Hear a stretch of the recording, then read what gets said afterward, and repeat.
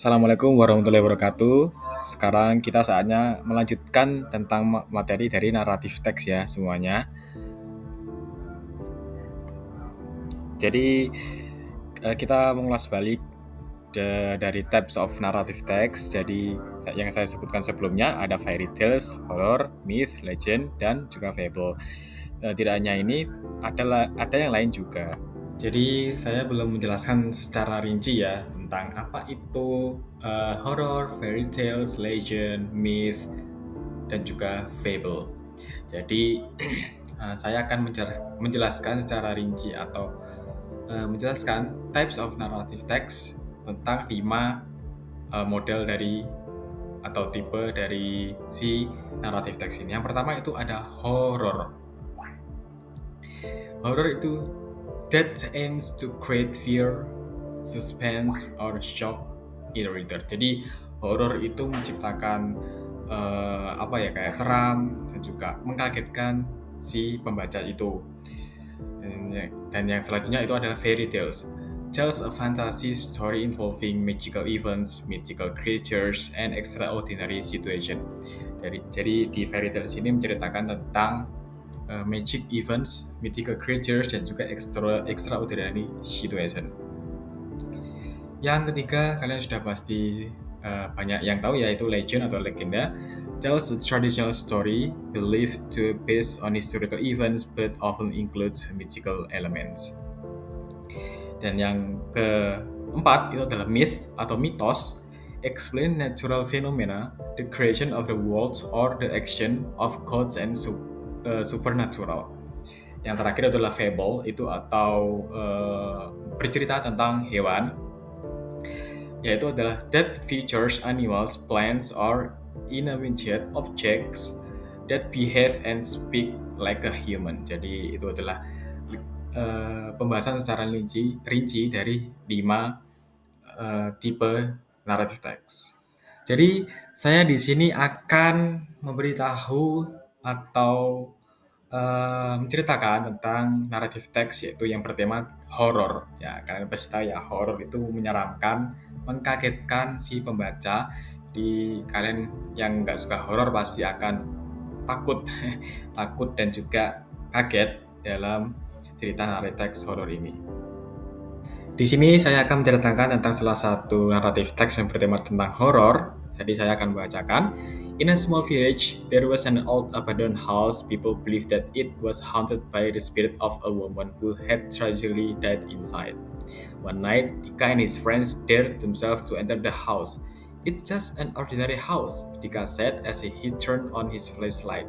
However, as they stepped inside, the air turned cold and foul smell filled the room. Selanjutnya, scene yang kedua dari cerita horor atau naratif teks bertema tentang horor ini. As they passed by an old, dusty window, a whisper echoed, "Help! Help me!" They exchanged nervous glances, feeling both frightened and curious. Jadi itu adalah scene kedua dari cerita atau naratif teks cerita tersebut. Kita akan masuk ke scene yang ketiga, The Ghostly Woman. Saya akan bacakan ya cerita naratif tersebut. Gathering his courage, Dika stepped closer and saw a faint shadow of a woman with sorrowful eyes behind the window. Jadi scene ketiga ini menceritakan tentang The Ghostly Woman atau hantu perempuan ya dari naratif teks tersebut. Jadi kita akan lanjut ke scene yang keempat, itu The Great Escape atau kabur. Suddenly, the window cracked open with a loud noise, and a pale hand reached out, trying to grab Dika. Without a second thought, they screamed and ran out the house. Jadi itu adalah scene yang keempat, mereka kabur dari rumah hantu tersebut. Jadi scene yang terakhir dari cerita horor naratif ini saya akan membacakan. The next day, the villagers told them that the spirit was a woman who had once been locked inside the house, left to die alone To this day, she still searches for someone to set her free. Jadi itu adalah salah satu cerita naratif tentang horor yang bisa kalian contoh. Jadi yang selanjutnya saya akan menceritakan tentang myth atau mitos. Ya, kita akan membicarakan atau menceritakan tentang myth atau mitos di dalam cerita naratif teks. Jadi banyak sekali ya contoh-contoh mitos yang berada di dalam naratif teks. Ya, salah satunya adalah Dewa Zeus dan juga Phoenix atau burung Phoenix, dan juga ada juga unicorn atau kuda yang bertanduk itu. Banyak sekali mitos-mitos dalam cerita naratif teks. Saya akan memberikan contoh cerita naratif teks tentang myth, yaitu tentang Zeus. Long ago, before the world was ruled by gods, the universe was controlled by the mighty titans led by Cronus, the Titan King. Cronus was powerful, but he feared a prophecy that said one of his children would overthrow him. To prevent this, he swallowed each of his children the moment they were born. Ya, itu salah satu scene dari cerita. Kemudian kita lanjut yang selanjutnya.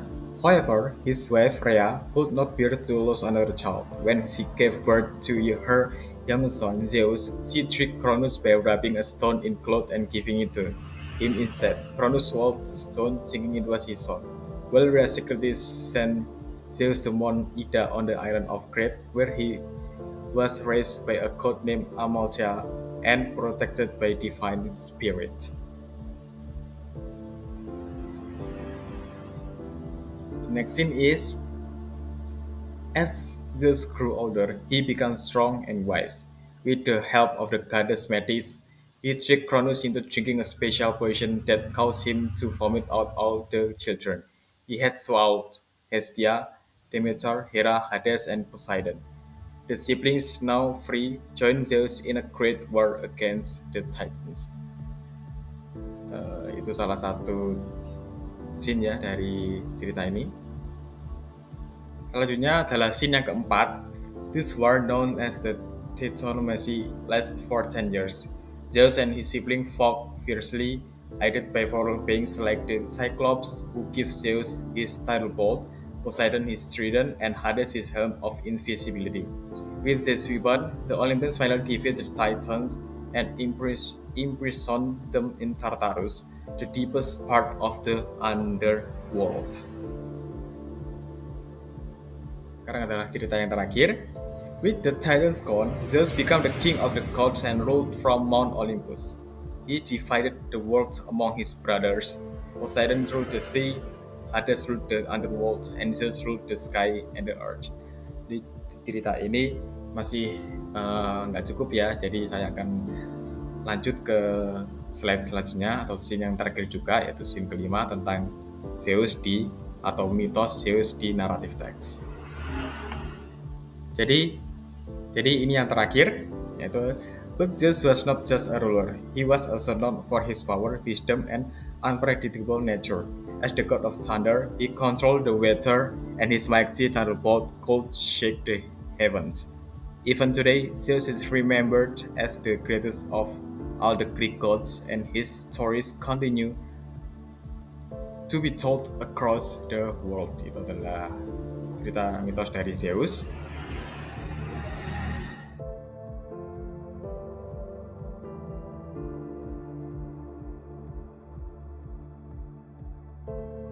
Terima kasih semuanya telah mendengarkan naratif teks dari saya. Wassalamualaikum warahmatullahi wabarakatuh.